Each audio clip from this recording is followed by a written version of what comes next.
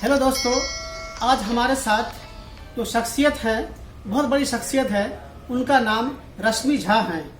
आयुर्वेद के बहुत बड़े स्पेशलिस्ट हैं। आज हम इन्हीं से जानेंगे कि कोरोना के अंदर आयुर्वेद का क्या रोल रहा और इस वक्त जो आज के हालात हैं उसका क्या असर है आम जनता के ऊपर। जी मैम। नमस्कार, मैं आयुर्वेद की स्नातक हूँ। 1975 में मैंने ग्रेजुएशन किया था और तब से मैं निरंतर जो है आयुर्वेद की ही चिकित्सा कर रही हूँ। और इस समय जब कोरोना शुरू हुआ, यानी 2020 के मार्च से जो शुरुआत हुई, तब से मैंने आम जितने मेरे मरीज थे उन्होंने सब ऑनलाइन कंसल्टेशन किया और मैंने सबको सलाह दी कि आयुर्वेद को अपनाएं। और ज़्यादातर उन लोगों ने डर के कारण एकदम सीधे यानी टेस्ट कराने के बाद में ये नेगेटिव आया, पर बचने के लिए क्या करना चाहिए, क्या होगा प्रिवेंटिव, तो ये सभी का प्रश्न रहता था। और इसके लिए मैंने उन सबको गाइड किया कि आयुर्वेद में ऐसी बहुत सारी औषधियाँ हैं जिनसे कि हमारी रोग की प्रतिरोधक क्षमता, रोग विरोध में हमारी जो प्रतिरोधक क्षमता है वो बढ़ती है। बाकी किसी उससे प्रतिरोधक क्षमता नहीं बढ़ती। हमारे आयुर्वेद में जो औषधियाँ हैं जो कि हम अपने घर में ही किचन में इस्तेमाल करते हैं, जैसे कि काली मिर्च है और तुलसी है, अदरक है, तो ये सारी चीज़ें जो है, पिपली है, ये हमारी रसोई में ही उपलब्ध है। हमारे घर के आसपास हम तुलसी लगाते हैं, गिलोय है, तो इन सब चीज़ों का कैसे सेवन करना है ये मैंने सभी को गाइड किया। तो बहुत सारे लोगों ने क्या किया कि बहुत सारी काली मिर्च डाल करके और ले लिया, तो पेट में जलन होने लगी। तो ऐसा नहीं, उचित मात्रा में यदि लिया जाए तो उससे कोई नुकसान नहीं होता है।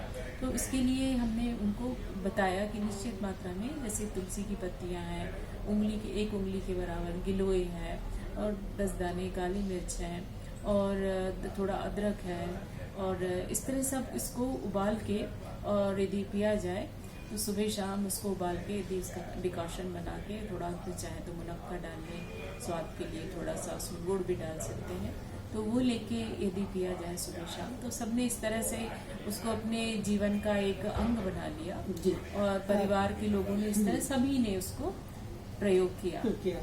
मैम, सबसे बड़ी बात क्या है कि कोरोना से पहले आम जनता आपने मेयर बनाया है जी। ये इसका क्या है?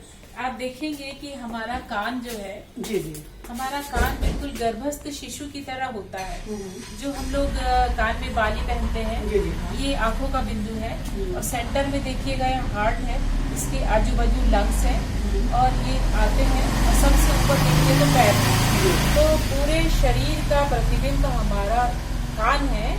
तो चीनी पद्धति क्या है, आपका शरीर तंत्र कहाँ है, रोग की जड़, और आप नहीं, आपका कान बताएगा कि आपके रोग का असली रहस्य कहाँ है। तो आपका कान जो है वो आपके रोग का रहस्य खोलेगा। तो इसलिए निदान के लिए जो मैंने चुना है वो कान में केवल हल्का सा दबाव डाल के, मान लीजिए आपको हार्ट में प्रॉब्लम है, तो इस बिंदु पर यदि दबाव डाल के हम मरीज से पूछते हैं कि क्या यहाँ दर्द हो रहा है, उसके बाद फिर हम उसको कहते हैं कि हाँ भाई तुम तो जाओ कार्डियोलॉजिस्ट को दिखाओ। कोई पेशेंट आता है कि उसको किडनी वाला पॉइंट, यहाँ पे प्रेशर देने पे भी दर्द हो रहा है, तो उसको हम फौरन कहते हैं कि तुम एक यूएसजी कराओ, तुम्हारी किडनी में जरूर पथरी है।